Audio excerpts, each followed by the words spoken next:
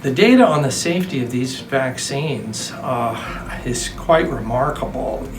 There are always going to be a few people who have an allergic response to whether it's vaccines or medicines or things, but we have to compare that to the amount of reactions that one gets if you get a virus or a bacteria or something like that. So the side effect profile has been very mild in almost all people, and studied extensively, and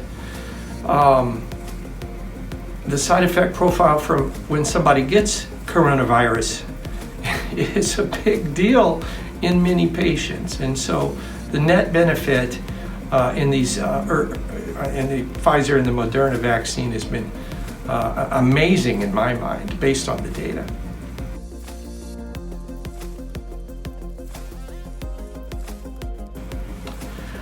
Most people who've had COVID and recovered have immunity for a period we're not certain yet.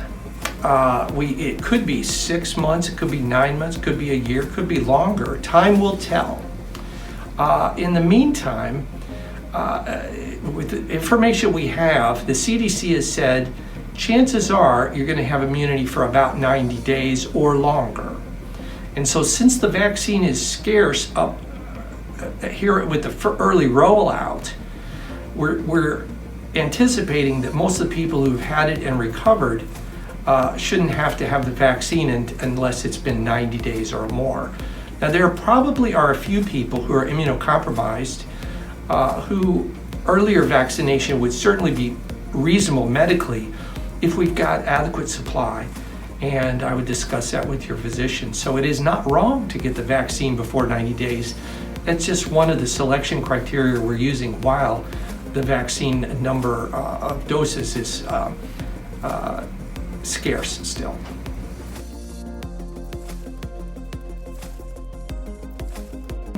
Most of the side effects from the vaccine, both the Moderna and the Pfizer vaccines, have been fairly typical associated side effects to vaccines, and that's discomfort at the injection sites when you touch it, maybe a little sore arm, maybe a low-grade fever, not very common, but occasionally, muscle aches, a little headache. These are actually, most people don't have any real side effects. And the truth is, some of that is the body's immune response starting to build. And that's what the immune response building is what you want. And your chances of getting severe disease are much, much less. So it is true, there are some side effects in some people. Just like we have some side effects in some people who get the influenza vaccine 1 year over the next. And those are generally manageable. And now the people who have in the past had severe reactions they won't be candidates to have the vaccine. That's actually very uncommon in not many people, but we check on those things upstream. The list of people who should and should not potentially have the vaccine is pretty well specified and delineated in the cdc.gov website if you want some additional information.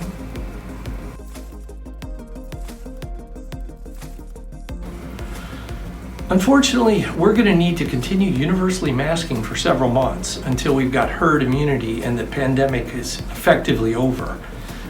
Because there are people out in the community and in our ministries that are immunocompromised, we have to be very careful about asymptomatic spread of this disease. The vaccine will cut it way down. The vaccines were shown to be at about 95% effective, and that is awesome. But there are some people who, for whatever reason or not, may not have a normal immune response, and the vaccine may not work in everybody. Therefore, until we know and the pandemic is over, which will be a few months, we anticipate continuing to universally mask in the meantime.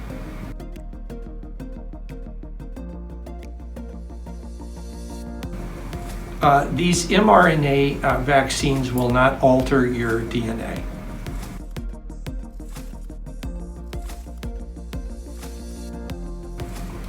We don't have any evidence that the vaccines cause infertility. It seems unlikely that they would. I would check, if you have that concern, I would check with your obstetrician or your family provider and discuss your individual case with them, but we don't have any current evidence of infertility due to these vaccines.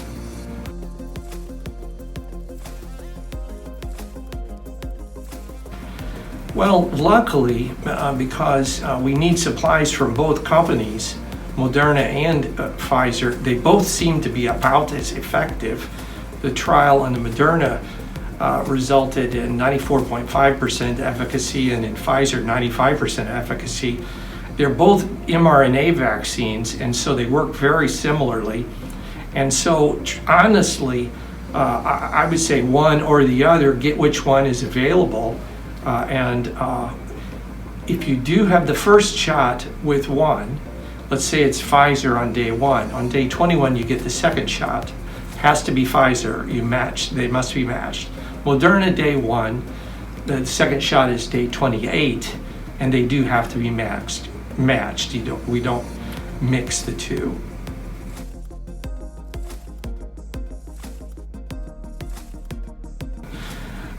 I've heard that there's a myth going around that these vaccines have microchips in them, and in fact, I don't have any evidence that that is true.